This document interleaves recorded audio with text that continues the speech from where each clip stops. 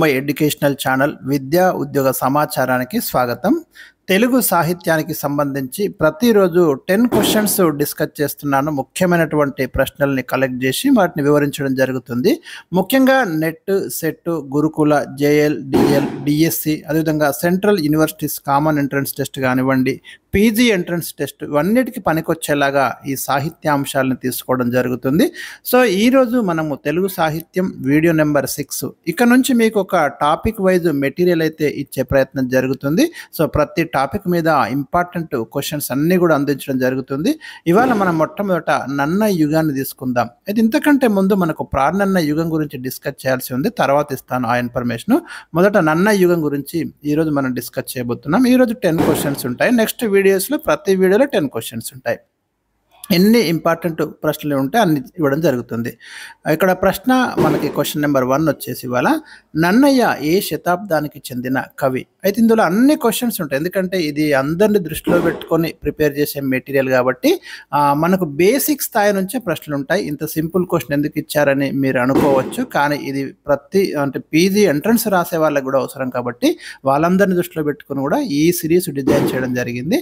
నన్నయ్య 11వ శతాబ్దానికి చెందినటువంటి కవి. ముఖ్యంగా 1050 నుంచి 1100 మధ్య ఉన్నట్టు మనకి చరిత్రకారులు కావచ్చు, పండితులు అంటే ఒక ఏకాభిప్రాయాన్ని లేదు, వాస్తవానికైతే ఏకాభిప్రాయం లేదు కాలం మీద, కానీ ఎక్కువ మంది ఆమోదిస్తున్నటువంటి దాని ప్రకారము ఈ పీరియడ్లో ఉండవచ్చు. 11వ శతాబ్దం విషయంలో మాత్రం ఎలాంటి సందేహం లేదండి.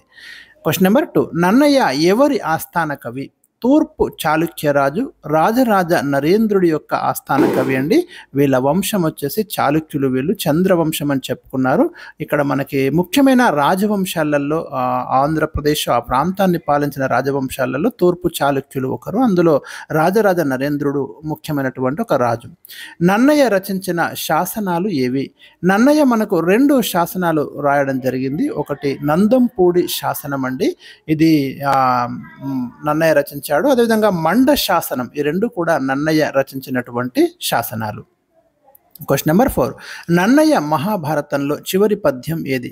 నన్నయ్య మహాభారతంలో మనకు 2.5 పర్వాలు అనువదించడం జరిగింది.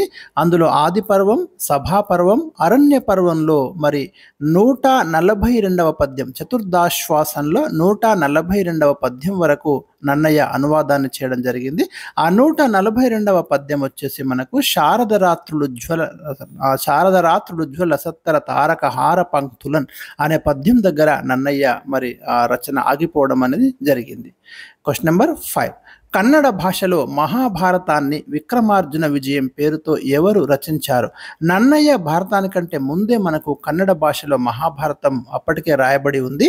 నన్నయ్య కంటే ముందు కన్నడంలో మహాభారతం ఉంది. నన్నయ్య కంటే ముందు సంస్కృతంలో మహాభారతం ఉంది. సంస్కృత మహాభారతాన్నే నన్నయ్య తెలుగులోకి తీసుకొస్తున్నాడు. అయితే కన్నడంలో రాసింది పంపకవి అండి. విక్రమార్జున విజయం అనే పేరుతోటి పంపకవి మరి రాయడం అనేది జరిగింది. అదేవిధంగా ఇంకొక రచయిత రన్నకవి, కన్నడములో గదాయుద్ధం పేరుతోటి రన్నకవి కూడా మహాభారతాన్ని రాయడం జరిగింది. క్వశ్చన్ నెంబర్ 6, మహాభారతాన్ని తెలుగులో రాయమని నన్నయ్యను కోరిన రాజు ఎవరు?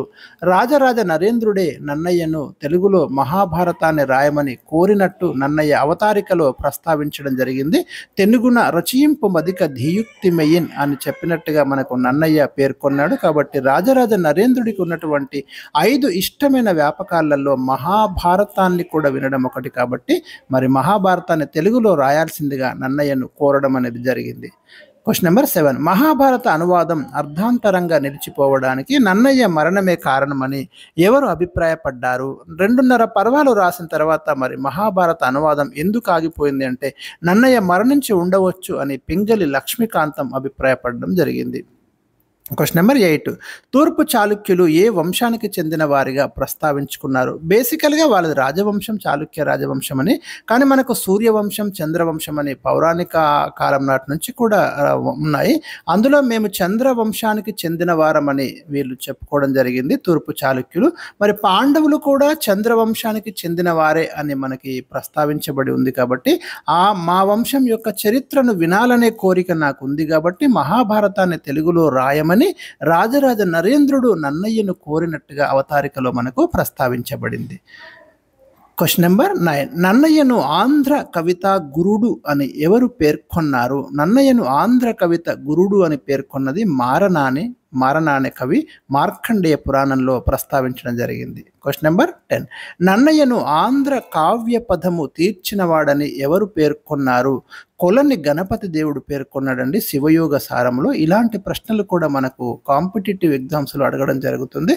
సో ఇవి ఈ రోజుకి 10 క్వశ్చన్స్. ఇంకా నన్నయ్య యుగం గురించి చాలా క్వశ్చన్స్ ఉంటాయి. నెక్స్ట్ వీడియోలో మరి 10 క్వశ్చన్స్ అయితే అందించడం జరుగుతుంది. తప్పకుండా వీడియోని లైక్ చేయండి, ఛానల్ని సబ్స్క్రైబ్ చేసుకోండి.